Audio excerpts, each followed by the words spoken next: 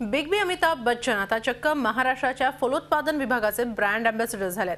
उत्तर प्रदेश आणि गुजरात या दोन राज्यांच्या पर्यटन विभागांची जाहिरातबाजी करणारे अमिताभ बच्चन यापुढे महाराष्ट्रातल्या फळांचं मार्केटिंग करताना दिसणार आहेत। यूपीचा ब्रँड अँबॅसेडर छोरा गंगा किनारेवाला, गुजरातमधल्या पर्यटन वाढीसाठी बोल बच्चन, आता अमिताभ बनणार महाराष्ट्राचे बागबान। शहंशाह करणार फळांच्या राजाचं मार्केटिंग।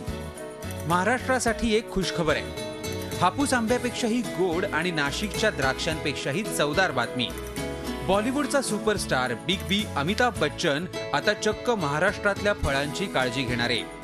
महाराष्ट्र सरकारच्या फलोत्पादन विभागाचे ब्रँड अँबॅसेडर म्हणून अमिताभ बच्चन यापुढे काम करणार आहेत। अमिताभ यांनीच ट्विट करून ही बातमी दिली आहे। महाराष्ट्राच्या फलोत्पादनाचं ब्रँडिंग करण्यासाठी मंत्र्यांची बैठक झाली। उत्तम आंबे, डाळिंब, चिकू, द्राक्ष, कांदे, टोमॅटो यांचं ब्रँडिंग करणार आहे, असं अमिताभ यांनी स्पष्ट केलंय। अमिताभना फलोत्पादन खात्याचे ब्रँड अँबॅसेडर बनवण्याची सुपीक आयडिया सुचली नव्यानंच मंत्री झालेले फलोत्पादन मंत्री जितेंद्र आव्हाड यांना। महाराष्ट्रात जवळपास 2 दशलक्ष हेक्टरवर फळांची लागवड होते। या फळांचं मार्केटिंग करण्याची जबाबदारी अमिताभने आपल्या शिरावर घेतली आहे।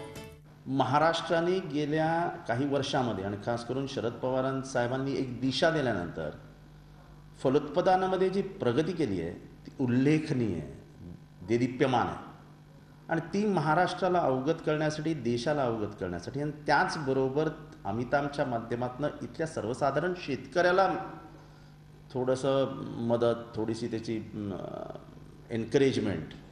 दरम्यान अमिताभना ब्रँड अँबॅसेडर करण्याचा निर्णय विरोधकांना फारसा रुचलेला नाही। या निर्णयावर उघडपणे टीका होऊ लागली आहे। आता मंत्रिपदाची शपथ घेतलेल्या नेत्यांचा प्रयत्न आहे असं मला दिसतंय। 18 ऑगस्टला दहीहंडीचा महोत्सव आहे आणि ह्या दहीहंडीच्या महोत्सवामध्ये अमिताभ बच्चननी यावं अशी गेल्या अनेक वर्षापासूनची त्यांची इच्छा होती। कारण ते नेहमी असं म्हणतात की माझा गोविंदा माझा अमिताभ बच्चन।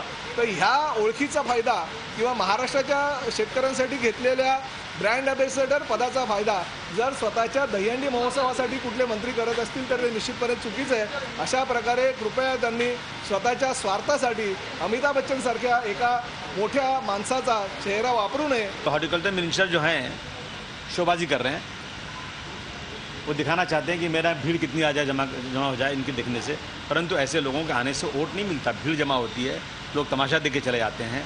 तो ये चल रहे हैं श्री राज ठाकरे जी के रास्ते पर चल रहे हैं कि उसने बुलाया तो मैं भी बुलाऊं उसको। एवढंच नव्हे तर अमिताभना ब्रँड अँबॅसेडर केल्यानं काँग्रेसमध्येही तीव्र नाराजी पसरली आहे। अमिताभ बच्चन आणि काँग्रेस नेतृत्व यांच्यात 36चा आकडा आहे। त्यामुळे राष्ट्रवादीच्या मंत्र्यांचं हे पाऊल काँग्रेसला फारसं आवडलेलं नाही। 10 जनपद आणि अमिताभ बच्चन यांच्यातील कटू संबंध सगळ्यांनाच माहिती आहेत। त्यातच राष्ट्रवादी काँग्रेसने आता हॉर्टिकल्चरसाठी अमिताभ ब्रँड अँबॅसेडर करू पाहत आहे। यामुळेच राष्ट्रवादी काँग्रेस आणि काँग्रेस यांच्यामधील संकट आता वाढणार आहेत। एकूणच काँग्रेसमध्ये देखील यावरून नाराजी आहे, पण बोलणार तरी कोण? अमिताभ बच्चन आणि वाद हे समीकरणच बनलंय। याआधी उत्तर प्रदेश आणि गुजरात सारख्या राज्यांचं प्रमोशन करणाऱ्या बिग बींवर मनसे अध्यक्ष राज ठाकरे यांनीही जोरदार भडीमार केला होता। आता ते महाराष्ट्राचं ब्रँडिंग करतायत म्हणून मनसेची नाराजी दूर व्हायला हरकत नाही।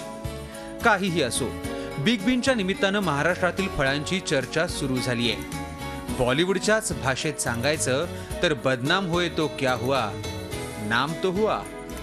सागर कुलकर्णी, झी मीडिया, मुंबई। झी 24 तास रहा एक पाऊल पुढे।